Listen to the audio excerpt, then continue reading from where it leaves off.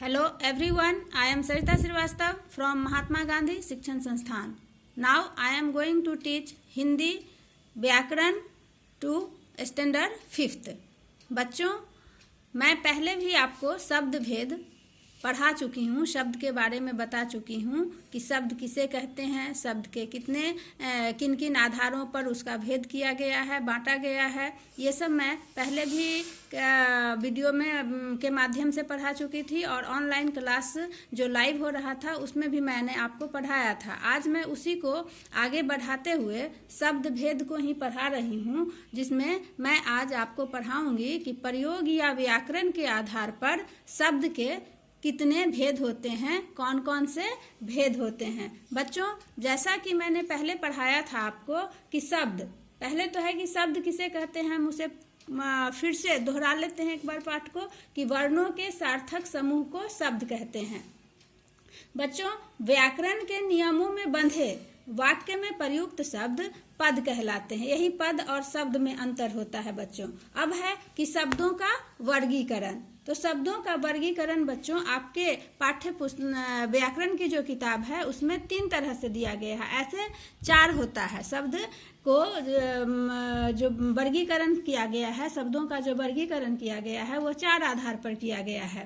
पहला है उत्पत्ति के आधार पर, रचना के आधार पर, प्रयोग के आधार पर, प्रयोग या व्याकरण के आधार पर और अर्थ के आधार पर। तो बच्चों, आपको 3 ही आधार पढ़ना है, 3 ही आधारों पर शब्द के भेद पढ़ने हैं। जैसे उत्पत्ति के आधार पर मैं पढ़ा चुकी थी, जिसमें था तत्सम, तद्भव, देशज और विदेशी शब्द था। उसी तरह से रचना के आधार पर मैं आपको पढ़ा चुकी थी रूढ़ शब्द, यौगिक शब्द और योग रूढ़ शब्द। अब मैं आपको रचना ये प्रयोग या व्याकरण के आधार पर शब्दों के वर्गीकरण के बारे में मैं आज बताने जा रही हूँ। तो बच्चों, प्रयोग या व्याकरण के आधार पर शब्द 2 प्रकार के होते हैं। पहला होता है विकारी शब्द, और दूसरा होता है अविकारी शब्द। अब बच्चों, आप कहोगे कि विकारी शब्द किसे कहते हैं? तो बच्चों की जिन शब्दों के रूप लिंग, वचन, कारक, काल इत्यादि के कारण बदल जाते हैं, उन्हें विकारी शब्द कहते हैं।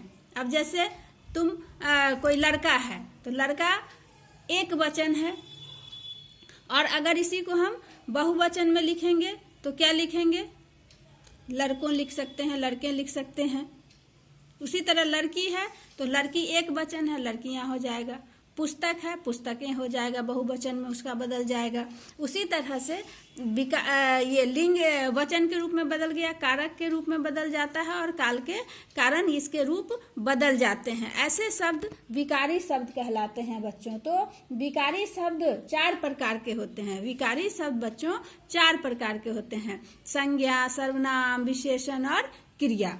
ये 4 जो हैं ये विकारी शब्द कहलाते। संज्ञा के जितने भी शब्द होंगे, सर्वनाम के शब्द होंगे, विशेषण के शब्द होंगे और क्रिया के शब्द होंगे, ये सब सारे शब्द जितने भी होंगे वह सारा विकारी शब्द कहलाता है। जैसे मैंने कुछ उदाहरण यहाँ पर दिया है आपको कि विकारी शब्द को के 4 प्रकार होते हैं: संज्ञा, सर्वनाम, विशेषण, क्रिया। अब संज्ञा में देखो लड़की है, लड़कियां हैं, लड़कियों हैं। सर्वनाम में तुम, तुम्हें, तुम्हारा, मेरा, उनका, उनकी सब कुछ हो सकता है। विशेषण में बुरा है, बुरी है, बुरे हैं। इसी तरह से अच्छा, अच्छे, अच्छी हो सकता है। अब यहाँ पर क्रिया में है पढ़ाया, पढ़ाई, पढ़ाए।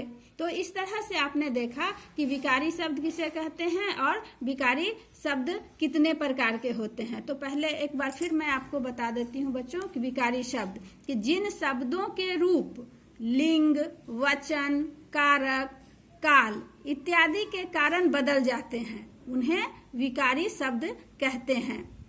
विकारी शब्द 4 प्रकार के होते हैं: संज्ञा, सर्वनाम, विशेषण और क्रिया।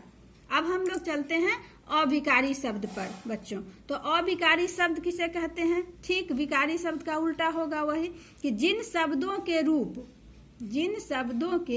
रूप लिंग, वचन, कारक, काल आदि के कारण परिवर्तित नहीं होते हैं, बदलते नहीं हैं, उन्हें अविकारी शब्द कहा जाता है बच्चों। तो अविकारी शब्द में जैसे इधर है, के उपरांत है, बल्कि है, अरे है, आह है, ओ है, भीतर है, मानो है, स्वयं है, ये इस तरह के जो शब्द आते हैं ये सब अविकारी शब्द होते हैं क्योंकि इन शब्दों का रूप नहीं बदल सकता है, इन शब्दों का रूप नहीं बदलता है, चाहे लिंग के रूप में हो, लिंग हो, वचन हो, कारक हो, काल हो, इन सब के आधार पर इन शब्दों के अविकारी शब्दों के रूप नहीं बदलते हैं। जैसे इधर है तो इधर का क्या रूप बदलेगा, कुछ नहीं बदलेगा, एकाएक है, भीतर है, मानो है, के उपरांत, पहले, के साथ, के बिना, तो ये सारे शब्दों के रूप किसी भी तरह से नहीं बदलते हैं, तो ऐसे शब्द अविकारी शब्द कहलाते हैं बच्चों।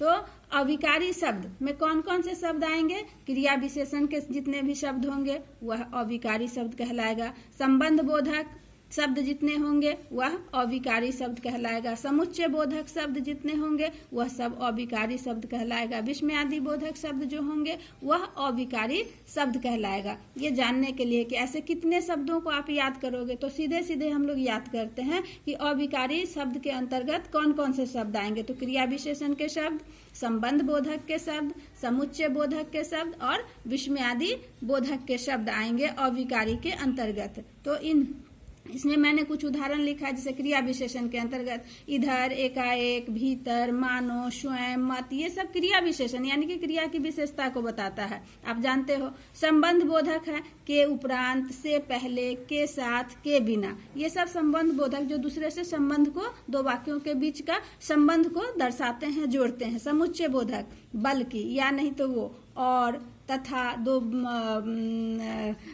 लोगों के बीच में हो, दो नामों के बीच में हो, संबंध को ये जोड़ने का काम करता है, बल्कि, और, तथा, लेकिन, परंतु, ये सारे शब्द जो आएंगे समुच्चय बोधक के शब्द, ये सब अविकारी शब्द कहलाते हैं बच्चों। उसी तरह से विस्मयादि बोधक शब्द जिससे हमें हर्ष, खुशी, घृणा, नफरत इत्यादि का जो बोध कराने वाला शब्द होता है, जैसे अरे, वाह, हाय, छी, उफ, ये सारे सब विस्मयादि बोधक हैं। इसके पीछे एक ये चिन्ह लगा रहता है, ये चिन्ह विस्मयादि बोधक चिन्ह कहलाता है बच्चों। तो ऐसे जो शब्द होते हैं ये सारे विस्मयादि बोधक, ये सारे शब्द अविकारी शब्द कहलाएंगे। तो आपने जाना कि अविकारी शब्द किसे कहेंगे, कि जिन शब्दों के रूप, लिंग, वचन, कारक, काल आदि के कारण परिवर्तन नहीं होते हैं उन्हें अविकारी शब्द कहते हैं। अविकारी शब्द के अंतर्गत आता है बच्चों